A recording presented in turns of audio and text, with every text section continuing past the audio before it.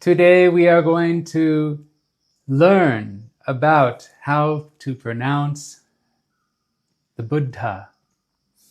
It seems like it's something that we shouldn't really need to talk about, but it is something that is not being pronounced correctly.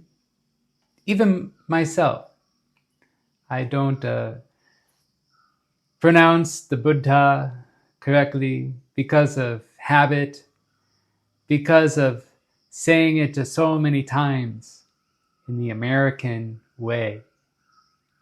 They're saying it so many times wrongly. Because in the English language, pretty much, especially in America, we don't have aspirated consonants. It's where there's like a little puff of air that comes out after you pronounce one of the consonants. And we don't really have so much of a double consonant, a culture of pronouncing both consonants when we have a double consonant.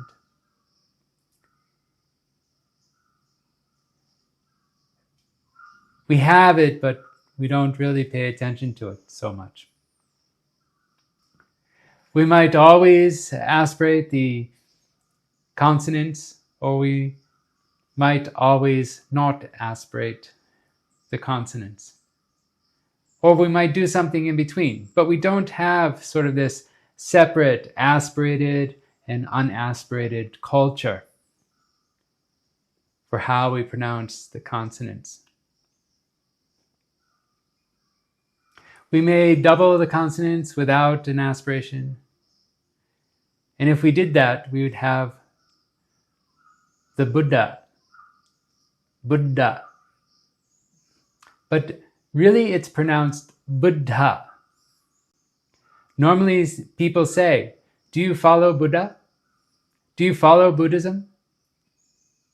That sounds normal to you if you're American. Do you follow Buddha? Do you follow Buddhism? But the real pronunciation is Buddha and Buddhism. So instead we might pronounce Buddha as Buddha. Can you hear the difference? Buddha and Buddha. When I pronounce it correctly, there's a double consonant. The second consonant is aspirated. When I pronounce it the American way, Buddha, there's only one D, one consonant, and it's not aspirated. You sort of want to have two words. You want to divide the double consonant into two separate words, Bud and Dha. I'm overemphasizing it so you can hear it. Can you hear the difference? Instead of Buddha, we have Buddha. Another wrong way is Buddha. Here there's no aspirated consonant in the second syllable. The correct way is Buddha. You can see in Asian languages, including India, where the Buddha is from, they have a separate single letters to represent the aspirated and unaspirated consonants. The unaspirated and aspirated da and dha sounds are single letters each.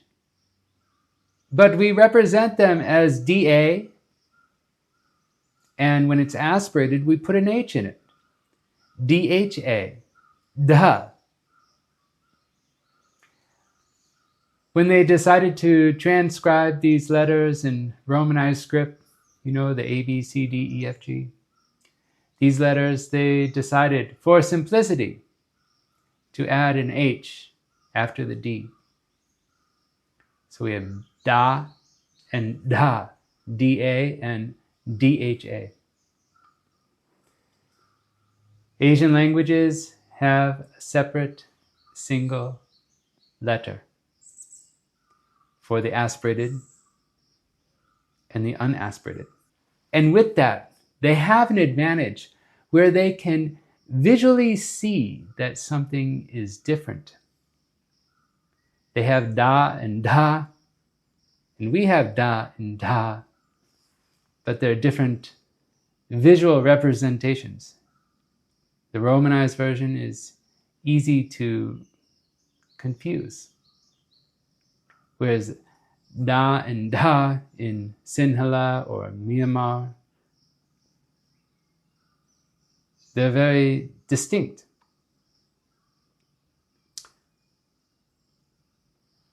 So we have an H added to the letters in the Romanized version, and that's how we know that the sounds are aspirated. So we don't say Buddha, we don't say Buddha, but we say Buddha. Can you hear the difference? I hope you can understand the difference between Buddha and Buddha.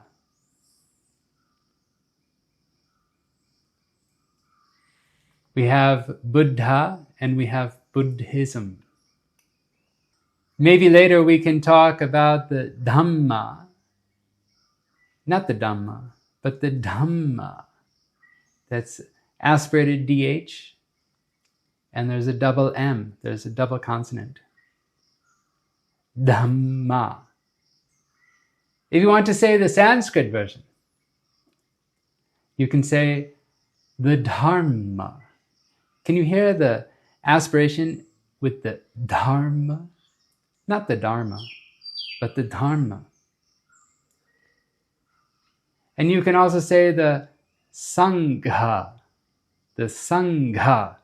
We have the Buddha, the Dhamma, and the Sangha. Not the Sangha, but the Sangha. So I hope you can understand this. You can impress your friends. You can say, oh, I like the Buddha. I follow the teachings of the Buddha, the Dhamma, and the Sangha. And you know what? They're probably not going to be able to hear anything you're saying, but they'll think something strange. They'll think that you're saying something strange. They'll hear that something's slightly different, but they won't know really what it is. You don't need to correct people. But when you say it yourself, you can say it correctly. It's important.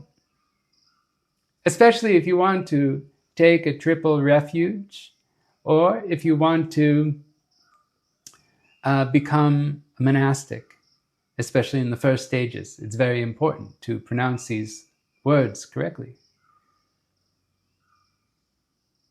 And so when you pronounce something differently, people might say, why are you pronouncing it like that? You can show them this video, and you can share this video, and everyone can be happy. Because Dale Carnegie, he once said, a person's name is to that person the sweetest and most important sound in any language. So it's very important that we get this correctly. So you can share this video, you can subscribe, and you can like and all that other stuff if you find these videos useful. If you want to help people understand how to pronounce the Buddha, the Dhamma, and the Sangha. I hope this can make you happy and give you a sense of calmness. And with that sense of calmness, you can see mind and matter as it is, arising and passing away in permanent suffering and non-self, so that you can reach Nibbana safely and quickly. Sadhu, sadhu, sadhu.